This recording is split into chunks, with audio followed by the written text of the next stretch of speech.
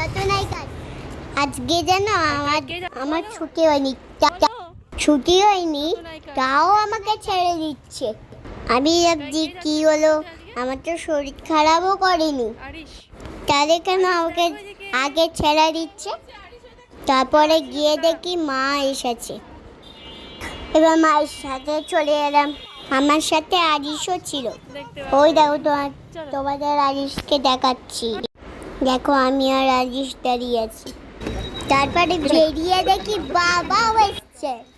আর বেচারা দইগুলো দেখো রোদ্দুরে গরমে ঘুরছে, একটু ছাওয়ায় পেলেই শুয়ে পড়ছে।